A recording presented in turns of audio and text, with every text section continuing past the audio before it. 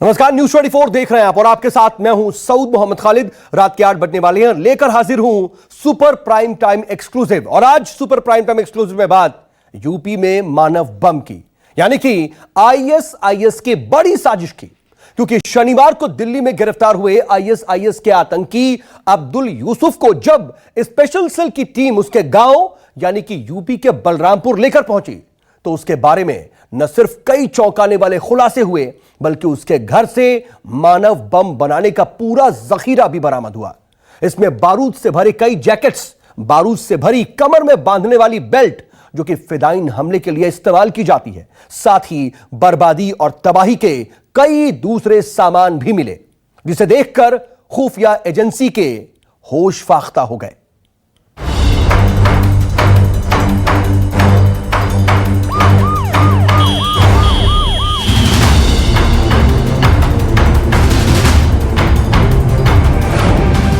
मानव बम है दिल्ली में पकड़ा गया आतंकी।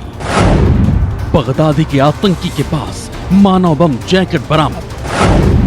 यूपी के बलरामपुर में यूसुफ के घर से मिले मानव बम जैकेट। दिल्ली में पकड़े गए आतंकी के घर से मानव बम बेल्ट बरामद। 3 किलो बारूद से भरा भूरे रंग का जैकेट बरामद। 4 किलो बारूद से भरा नीले रंग का जैकेट मिला। 3 किलो बारूद से लैस मानव बम बेल्ट भी जब्त।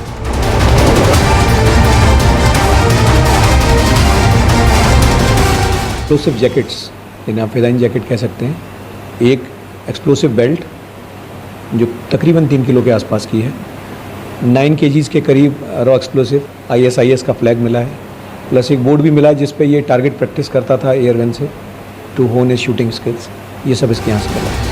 दिल्ली के धौला कुआं से गिरफ्तार अब्दुल यूसुफ उर्फ मुस्तकीम खान के यूपी में बलरामपुर के घर पर छापेमारी के दौरान मौत का वो सामान मिला है जिसे देखकर पुलिस वालों के होश उड़ गए।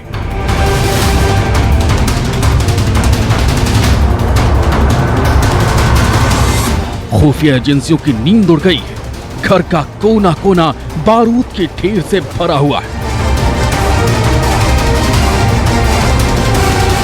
लोग घरों में अपने बक्से में गहने और कपड़े रखते हैं। अब्दुल यूसुफ के घर के अंदर रखे हर बक्से में मानव बम के जैकेट, मानव बम के बेल्ट, बम बनाने के सामान मिले। घर में प्लास्टिक की बोरियों में बारूद मिले।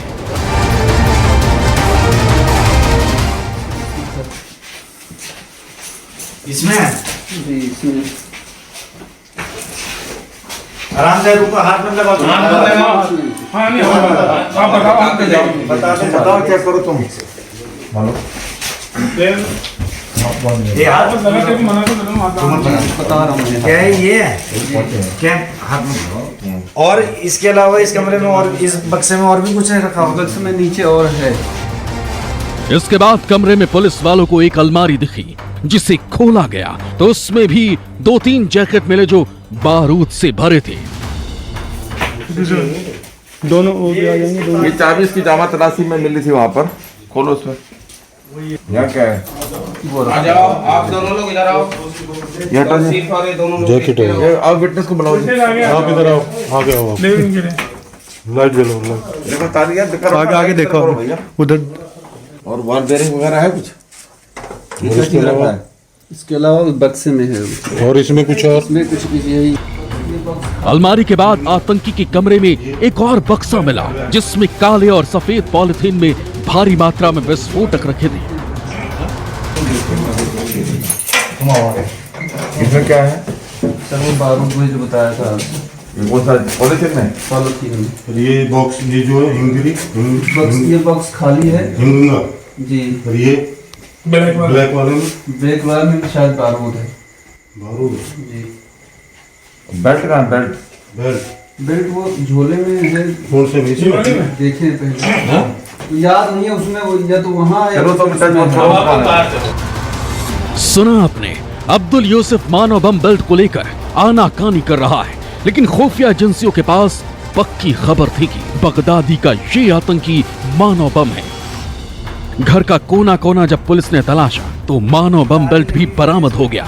ये देखिए अब्दुल यूसुफ का वो मानव बम बेल्ट जो ये अपने कमर में बांधकर विस्फोट करने वाला था। मानव बम के साथ साथ अब्दुल यूसुफ खुद अपने आप में बारूद का कारखाना था। इसको सब कुछ बनाना आता है। अभी इतने पर ही चौंकिए मत, अब्दुल यूसुफ के घर से और क्या क्या मिला है उसका भी डिटेल देख लीजिए। ये देखिए, जब बगदादी जिंदा था उस वक्त इराक की ये तस्वीर देखिए। हर दरिंदे के हाथ में काले रंग का ये ISIS का झंडा है।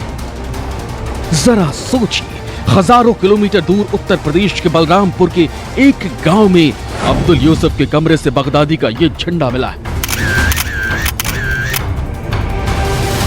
और क्या क्या मिला वो भी देखिए।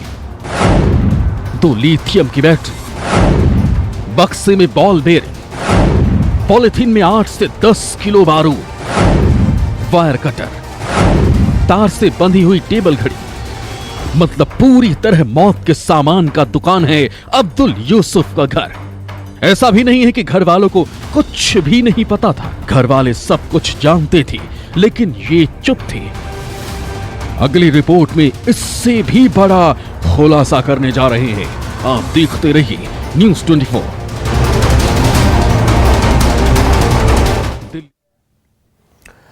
यूपी में मानव बम के बाद अब बात करते हैं डंक मारने वाले ड्रैगन की, जो कि नेपाल को भी बख्श नहीं रहा और अब नेपाल पर भी ड्रैगन कब्जा करने वाला है। दरअसल चीन इन दिनों अपने हर पड़ोसी देश के साथ सीमा विवाद को बहुत तेजी से बढ़ा रहा है। पहले भारत के साथ चीन का सीमा विवाद हुआ और अब नेपाल के साथ भी चालाक चीन ने चतुराई दिखा दी है, क्योंकि खबर यह है कि नेपाल के 7 जिलों की जमीन पर चीन कब्जा कर रहा है और इस काम में चीन बहुत तेजी भी दिखा रहा है, जिसके बाद से अब नेपाल में भी चीन के खिलाफ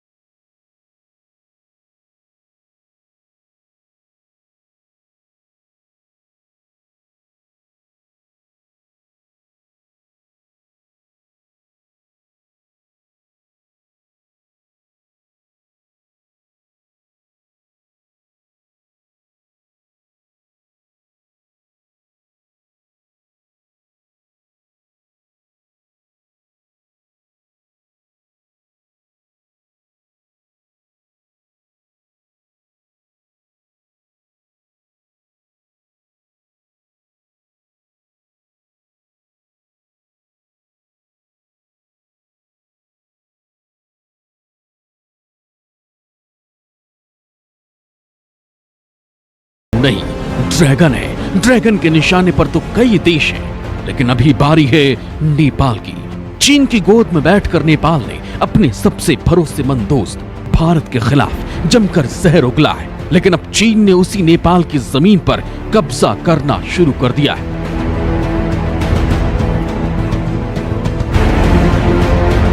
अपनी सत्ता बचाने के लिए ही प्रधानमंत्री ओली चुप हैं। आप ये देखिए कि प्रधानमंत्री ओली को चीन समर्थक माना जाता है। प्रधानमंत्री ओली ने ही चीन के कंपनियों को चीन को जो है नेपाल में पूरी तरीके से घुसने की छूट दी और स्थिति यहां तक बनाई कि चीन की राजदूत जो है वो ऐसा करते दिखी कि जैसे वो नेपाली संप्रभुता जो एक राजदूत के पद के गरिमा के खिलाफ है। आप ये देखिए कि ओली इस समय अपनी नेपाली कम्युनिस्ट पार्टी में भी पूरी तरीके से अलग थलग पड़ गए हैं। एक तरफ नेपाली पीएम चीन के इशारे पर काम कर रहे हैं, तो दूसरी तरफ चीन नेपाल के कई जिलों पर नजरी गड़ाए बैठा है। ये सारी जानकारी नेपाल के पास है, बावजूद इसके न तो नेपाली पीएम बोल रहे हैं और न ही नेपाल में प्रशासनिक तौर पर कोई कदम उठा जिस पर चीन की नजर टिक गई है। इसके बाद बाकी 5 जिले दूसरे छोर पर हैं और ये 5 जिले गोरखा, रसवा, सिंधुपाल चौक, दोलखा और संखुवा सभा एक दूसरे के पड़ोसी जिले। नेपाल के इन सारे जिलों पर चीन कब्जे का काम कर रहा है, लेकिन सबसे ज्यादा दोलखा जिले में कब्जे का असर दिख रहा है। दोलखा जिले में 1.5 किलोमीटर अंदर घुस आया है चीन। दोलखा के कोरलंग क्षेत्र में चीन का सबसे ज्यादा कब्जा। बॉर्डर पिलर नंबर 57 को चीन ने नेपाल की ओर धकेला। नेपाली कृषि विभाग के सर्वेक्षण विभाग ने बताया कि चीन ने गोरखा और दार्चुला जिलों के कई गांवों पर भी कब्जा कर लिया है और ये सब उसी तरह से चीन कर रहा है जैसे नेपाल के दोलखा जिले में किया है। दोलखा की तरह ही गोरखा जिले में भी चीन ने बॉर्डर पिलर को खिसका दिया है। बॉर्डर पिलर नंबर 35, 37, 38 को चीन ने खिसकाया है। सोलुखुम्बु में नम्पा भंजियांग में बॉर्डर पिलर नंबर 62 को भी बदला है। हालांकि चीन ये काम सालों से कर रहा है और धीरे धीरे नेपाल के कई जिलों पर कब्जा करने का काम चल रहा है। हालांकि अभी नेपाल के कृषि मंत्रालय की रिपोर्ट में जिक्र है कि चीन अभी उसकी ओर पड़ने वाले जिलों को बदलने का काम तेजी से कर रहा है और नेपाल की जमीन पर कब्जा करके अपने भूभाग को तेजी से बढ़ा रहा है। हालांकि कहा तो यहाँ तक जा रहा है कि जमीनी हालात काफी तेजी से खराब हो रहे हैं। दूसरी तरफ नेपाल से सटे बॉर्डर पर चीन तेजी से विकास कर रहा है। सीमावर्ती इलाकों में चीन तेजी से विकास कर रहा है। चीन ने सड़क, पानी, बिजली की सुविधाएं भी कर ली हैं। अब तक कई नेपाल के गांव चीन में मिल गए। नेपाल की भूमि पे चीन कब्जा कर रहा है, इसके लिए सभी लोगों ने, ओली, प्रधानमंत्री केपी शर्मा ओली के अलावा सभी लोगों को ये शंका थी कि कहीं न कहीं चीन अपनी विस्तारवादी नीति के तहत नेपाल की जमीन पे भी कब्जा करेगा। आप देखिए चीन का जो साम्राज्यवादी डिजाइन है वो कैसे आगे बढ़ता है। पहले चीन जो है किसी भी देश के नेताओं को लोग लुभाने वादे देता है कि हम आपके यहाँ सड़कें बनाएंगे, इंफ्रास्ट्रक्चर बनाएंगे। उसके बाद जो है वहां उन्हीं सड़कों से जो है चीनी टैंक और चीनी हथियार आते हैं। ये पूरा का पूरा चीनी साम्राज्यवादी डिजाइन है जिसके तहत चीन जो है नेपाल की सड़कों, नेपाल के गांवों पे कब्जा कर रहा है। साथ ही नेपाल मानवाधिकार आयोग ने नेपाल के दार्चुला के एक गांव को चीन में शामिल किए जाने की शिकायत भी सरकार से की है। हालांकि चीन की इस चालाकी पर पूरे नेपाल में आक्रोश है। जैसे जैसे चीन की चालाकी की खबर लोगों तक पहुंच रही है, नेपाल के लोग चीन को लेकर नाराज होते जा रहे हैं और किसी भी तरह से चीन के इस प्लान को बदलने के लिए नेपाल की सरकार पर दबाव दे रहे हैं। Bureau report, news 24। नमस्कार, मैं हूं मानक गुप्ता। अगर आपको हमारा ये वीडियो पसंद आया हो तो इसे लाइक और शेयर जरूर करें और हाँ, हमें सब्सक्राइब और फॉलो करना ना भूलें ताकि आप देश और दुनिया की कोई खबर मिस ना करें। तो जुड़े रहिए हमारे साथ और देखते रहिए न्यूज़ 24।